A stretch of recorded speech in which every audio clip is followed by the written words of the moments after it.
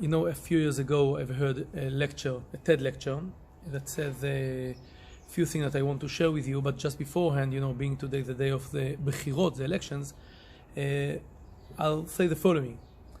There is something very interesting. In the first election in 1949, to get a seat in the Knesset, one mandate, would be 3,300 about votes. And today, we need for one seat around 40,000 votes, which is good news, I guess, because it means that many Jews live here in Israel. And also, I wanted to ask you a question.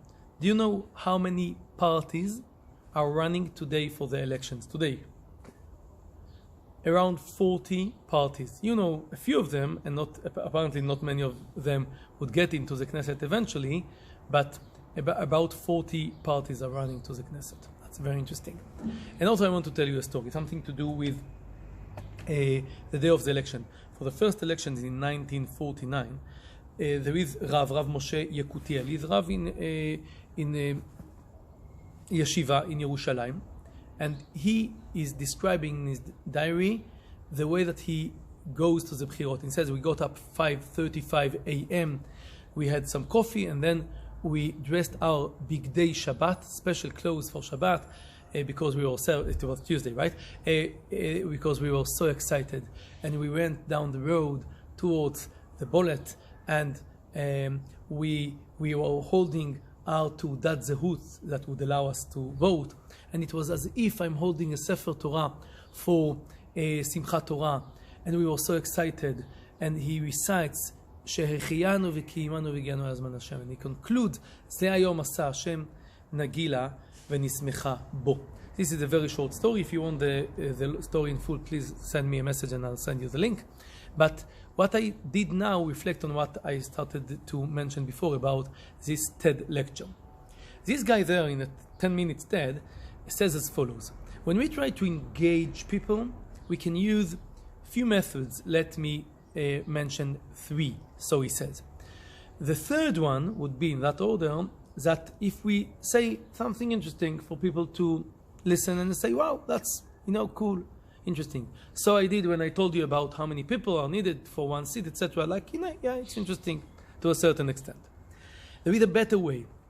If you are asking a question, I've asked you a very plain question, how many parties are running, but asking a question would engage one's mind. But there is even a better way. And the best way to engage people, so he says, is by a sipur, a story. And so I told you about this Rav Moshe Yekutiel.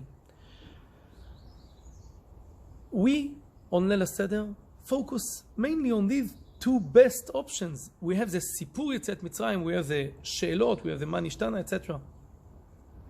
I doubt whether we are really engaged. We don't see the people around us, so enthusiastic, Leil HaSeder, etc. Nice vibe and food, people like it, generally speaking.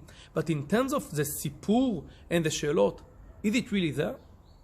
So I want to suggest shortly a few things relating to the 3 parameters and the method that actually have been mentioned already.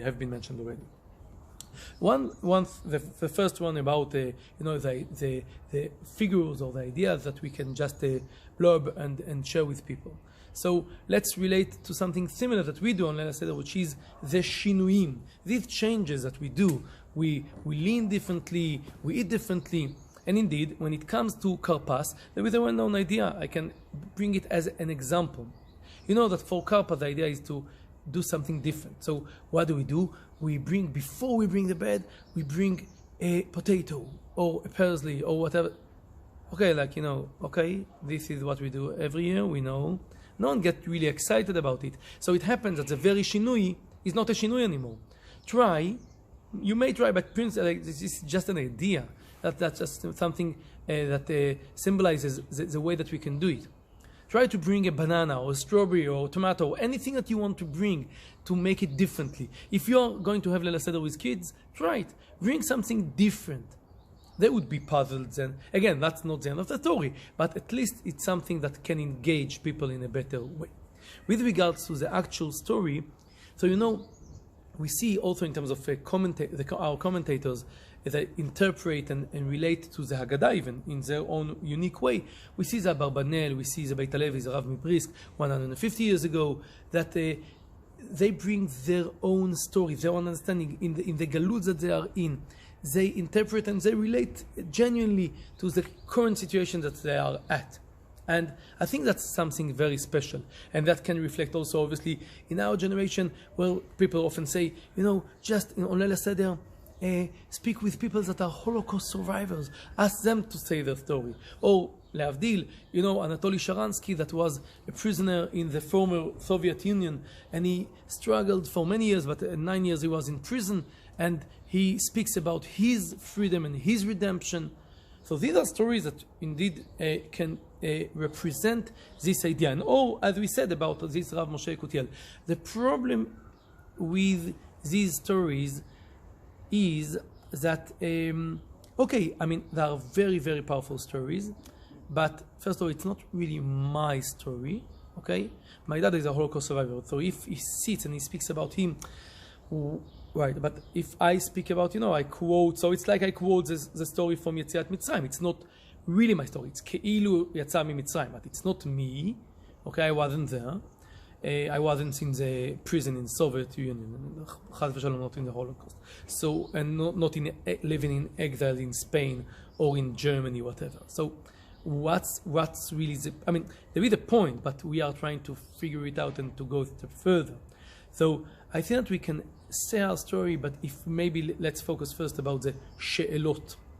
Bringing up she'elot, it's something that can be very meaningful.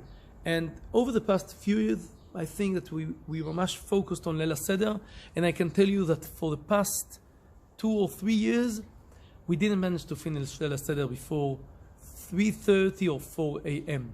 Why? Because we decided that we don't prepare any Divar Torah. The Torah says, and so and so and so, and Moshe Rabbeinu, and so and so and so and so, and so and so and so, and everyone gets lost. Rather, maybe we can try to bring be'emet, genuinely, she'elot, to open our mind. Not the she'elot that a Rebbe in primary school shared with us. To think plainly and genuinely about what we see in the Haggadah, to look at the psukim, to look at the quotations, to look at the way that the Haggadah is set, what is there, what is not there. There are so many ways to engage ourselves, not as a method. Be'emet, we try to think and to then figure out and try to, I wouldn't say to answer these she'elot, but to relate to these she'elot. That's something that can be so exciting, engaging, and meaningful. That can bring meaning to the Leil HaSeder and hopefully and simply to our life. So this is something that we can relate to. You know that there's a well-known Reb Tzaddik. Anyone that knows Reb Tzadok in Tzidkat HaTzadik, so Reb Tzadok, the first piece in Tzidkat HaTzadik goes as follows. He says that when a person is about getting towards Avodat Hashem, it starts with chipazon, with something which is like in a state of mind, it's to do it with a rush, but then you can do it more quietly. So he said, and it's a very interesting point, and I've learned it recently with one of my sons, and it was very, very interesting. And Rav Kook is talking about the similar idea, and he said that when we come in Mamre Araya, okay, I'm not reading, but it's page 164, when he speaks about Pesach Mitzrayim, by definition, is Pesach Mitzrayim.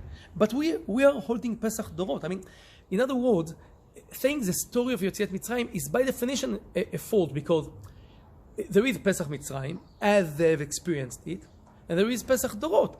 For generations, we have 7 days Pesach, we eat the matzot then in a certain way, but this is not really what they've experienced throughout Yetziat Mitzrayim. Now, Chayav Adam lirot et atzmo כאילו הוא יצא ממצרים. How does it go? So Rav Kook says that we actually shift by definition from the concept of chipazon as I mentioned, that we have for Pesach Mitzrayim as it's happening, to Pesach Dorot.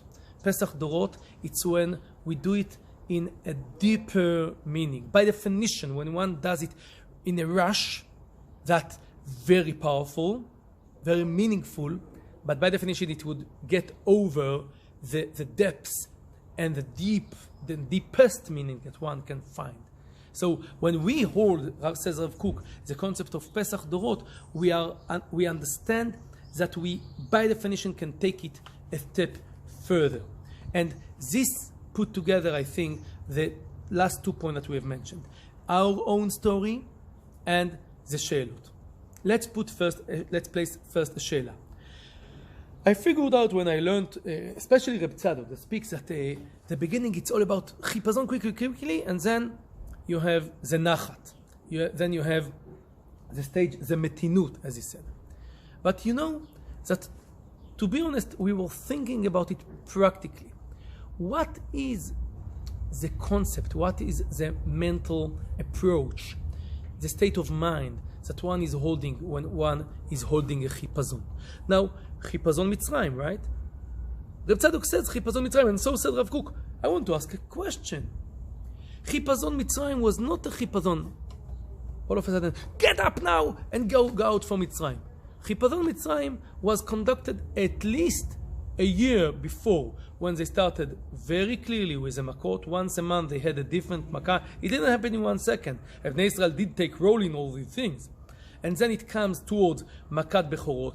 And then on Rosh Chodesh, they already got commanded about the concept of, being redeemed. Clearly, before the advance notice. And then 4 days before, they got ready. They got the lamb, the seh. If you get the seh, which is the idols of the Egyptians, and you're also troubled with all these things, and you're willing to do so, it's already a big step. And then you get your stuff ready, and then you get your packages ready. And then comes Tetvav Nisan, and then Moshe tells them, now! But it's like, being in the army, I can't say that it's like purely chipazon. You train yourself for that for years, and then you experience something. So it's not really a chipazon. Or in other words, we were asking ourselves, what is really the chipazon that we are talking about? I leave it as an open question. What is this concept of doing something b'chipazon? On one hand, we are still preparing ourselves, and yet there is a state that we are getting a decision and we do it. We do it because we believe in it. Yes, it's not perfect, but we jump into the cold water. So I leave you with this question, which brings me to conclude with the concept of the story. I think that story would not be like Anatoly Sharansky spent 9 years in the Soviet Union prison, and when he faced the judge, he told him so and so and so and so. It's a fascinating story. Read it. I think that stories, to be honest, can be more mild, but still very powerful, being our stories. My story is not so exciting. I go through things. I experience various things. I find a nachat and success in something that I do, and I fail in other areas, and I struggle with certain situations. Okay, this is my story, and if I am willing to ask a she'ela, meaning to try to look deeply into this concept and to figure out what does it mean, and Leil HaSeder as a dvar Torah, divrei Torah, as I said, are not necessarily this method of no. Again, no offending, but you know what I mean. But rather something that one takes for life. Hearing a good lecture, figuring out something interesting, asking a she'ela, and telling a story, my story, our story, that can be very, very meaningful. Concluding with זה היום עשה השם נגילה ונשמחה בו, not just having the zchut of being here independently in Israel, but being here as individuals and as a keilah. And again, for Hagit and I, amongst you guys, that's such a special zchut, to try to figure out what we are here for, what we can enhance, how can we do it, how does it work, what are the interesting points, what are the questions, and what is our story. How do we write one more chapter in our life story, and though in our nation's story. We want to wish you Pesach kasher v'sameach. Enjoy with your families and friends wherever you are. We miss you very much and we love you. בהצלחה.